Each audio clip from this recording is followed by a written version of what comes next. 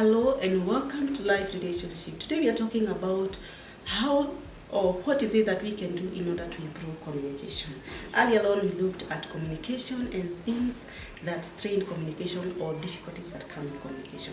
And now that's why today we are focusing on what is it that we need to do in order to improve communication. And one is listening. I want to talk about listening in two ways. When we talk about listening, we mean active listening. When a person is actively involved when someone is talking to them, they're able to respond, they're able to ask questions, they can nod, and when you do all these kind of things, facial expressions, someone can be able to tell that you are with them in that conversation.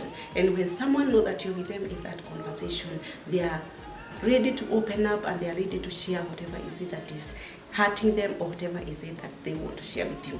However, if you're not involved in a communication, you're not actively involved, at times you can be talking to someone, they are looking on their phone, they are busy doing some stuff. Someone may feel ignored or feel whatever is it that they are trying to share with you is not of any importance to you. And at this point in time, this can just cut communication and it can result to conflict depending on what kind of conversation you're having. When we talk also about listening, we can say being there for the person, empathizing with the person even as they talk to you, trying to feel whatever is it that they are feeling, and this can be brought about by your body language and your facial expression. So it's good to be involved and let the person know that you're listening to them, and this make communication effective. Number two is temperance. Temperance is talked about in the Bible. When I talk about temperance, I mean the tongue. Guarding your tongue. What is it that you say matters a lot. And every time that you are with your spouse and you have this important person around you, it's always important to guard your tongue. The choice of word matters a lot, because when you utter words that will hurt the other person, remember this person, you're with them for the rest of your life. And if you say something that will hurt them, it will hurt them maybe even for the rest of your life. And out of this, you realize that the person, yes, you can ask for forgiveness, but remember, it has recorded itself and it will not go away. So it's always important just to mind whatever is it that you say the other person, because you don't want to hurt them. The Bible says that let your speech always be seasoned with grace, seasoned with salt, that you may be able to know how you ought to answer every man.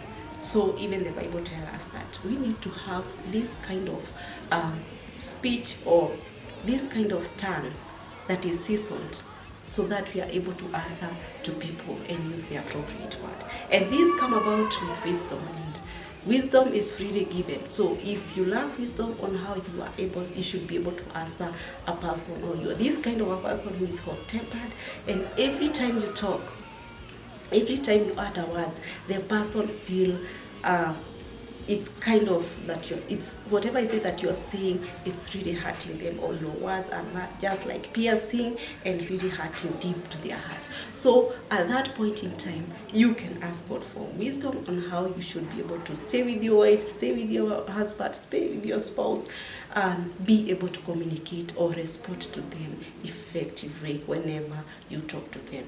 That is a matter that is to do with the tongue and the choice of words. Number three is transparency and honesty. I remember when we talk about the word of God, when we remember the Bible, Adam and Eve. Before the fall of man, there was no sin. But after the fall of man, sin was introduced to this world.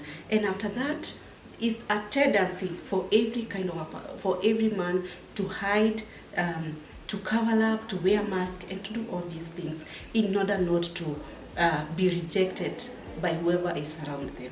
And so whenever you are open, there is no fear. Whenever you are whenever you share whatever is it that is hurting you, whatever is it that you're feeling about yourself with the other person, it makes communication easy between the two of you. However, if you hide whatever is it that is in your heart, whatever is it that you have done, whatever is it that is happening outside there, and you're trying to cover up, One thing I've come to know, the person will always discover, and especially if this person you're with them for the rest of your life, there's nothing you can hide to them. And at the end of it all, they'll come and discover what has been happening behind the whatever is it behind their back. And when they discover this, then you're in for trouble. So the best thing is just be honest with them, be transparent. The person may not like it that you're honest with them. The person may not like it that you're transparent and just told them something that is not so good to say to them, or something that is not so pleasing. But one thing is that you are free, and whenever you share whatever is it that is in you, then you're free, and there's this transparency, then this will ease communication between the two of you. Number 4 is agreement. If at all you're this kind of a person who can never agree on something, then this can be really dangerous for you, because if you can never agree on something, when this person is talking, there's nothing you can agree on, then you can think on something you can do. And whatever is it that I want to talk about is you can lay ground rules that will guide you on what is it that you need to do. Have a consent. Say that when we talk, we need to do 1, 2, 3. When we talk, we need not to curse. There is no uttering evil words. There is no raising voices.